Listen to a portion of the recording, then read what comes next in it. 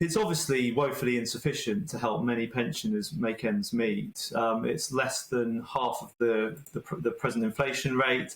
So many people, we're hearing from a lot of people who are simply unable to afford even household essentials in many cases, and are having to take really difficult decisions about what they spend their money on. Obviously, the rate itself was set back in September. It's based on the September inflation figures, which is why there's such a huge gap. So it's really important that the government takes measures to tackle what's been a huge increase in prices since that time. It was quite unfortunate, actually, that the rise is based on September, which was soon before inflation really started rocketing and just before the energy crisis really kicked off. So it's really important that the government takes some measures to tackle this and to help the people who are suffering. In many cases, it's people on lower incomes, it's pensioners who are reliant on the state pension, who are just really struggling to pay for food, pay for essential services.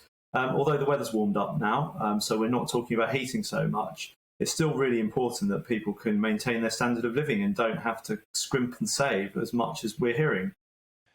There is a sense, I think, that the elder generation, they've done pretty well. They own houses. Young people don't own houses. We've been talking about that earlier during this show. They got lots of cash. They go on cruises.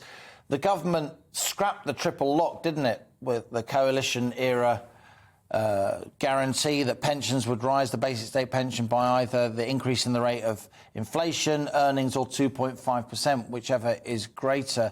But it's important to say, even though there are some wealthy pensioner households, quite a lot of our pensioners are very comfortably off. There is still in the UK deep pockets of pensioner poverty. There is still deprivation among our elderly. This sense that the baby boomer generation have got it really good and everyone else is suffering.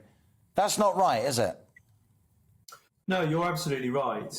There are obviously some pensioners who have a bit more money. Maybe they own their own house.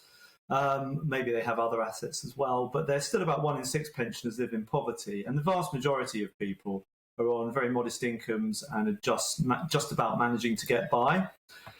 So it's really important that we do correct this perception of wealthy baby boomers having it all and trying to have their cake and eat it.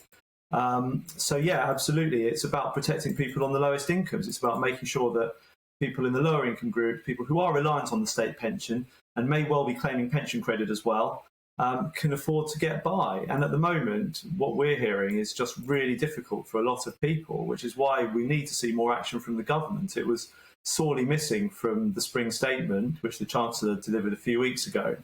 And we're hoping that there's still the opportunity for the government to correct this, put it right, and help millions of pensioners.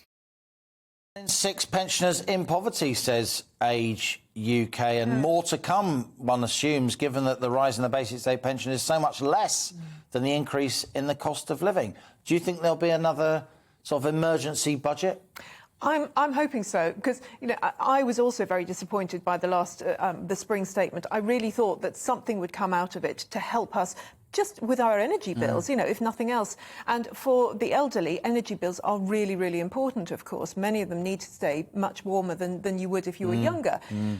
It is, I mean... It's still chilly. Yes, it's true, it's true. I mean, I was thinking like you were, that... you do have some very, very wealthy pensioners. And as you say, they've done very well in many cases, free education, free healthcare, etc. But, 1 in 6, it's a lot. It is a lot, and it does need to be dealt with. I mean, when I speak to people about managing their money, I always say, ignore the state pension, just assume it's not going to be there when you retire. But we have a lot of retired people, have millions of people who really are just living off that. So, yeah. Chris Brooks, Age UK, you guys know your way around government. You're very effective behind the scenes at lobbying. Are you hearing anything more about, perhaps after these local elections coming up in early May, in which the polls show the Tories aren't going to do too well? Do you think we could see more help, an emergency summer budget, given these increases in the cost of living, with benefits, not least pensions, not keeping up? We're still very hopeful that the government will be able to put some measures in place to help people. So it's possible to make changes to benefit uprating even in the middle of the year, and other organisations have been calling for some of next year's rise to be brought forward, for instance. So that's just one example of where we could see the government take action. It's possible to do that in the middle of the year, so we could see something over the summer. But it's absolutely essential that some help is delivered as soon as possible, just because so many people are now really struggling and finding this current situation really tough. And as you said, inflation is predicted to get even higher, so it's going to get worse yet.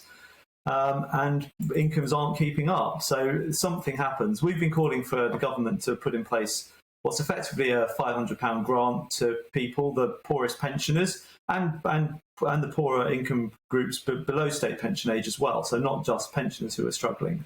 But so everybody who would be eligible for the cold weather payment should receive £500, which would provide a huge amount of relief to people at the moment. It would be really beneficial, I think, and we hope that the Chancellor will be able to do that. We think it's absolutely in everyone's interest that it happens, and the sooner the better. Welcome to the GB News YouTube channel. You can watch us live 24 hours a day, catch up on your favourite shows, and join in the conversation in the comments below. Don't forget to subscribe and you'll never miss any of our exclusive content.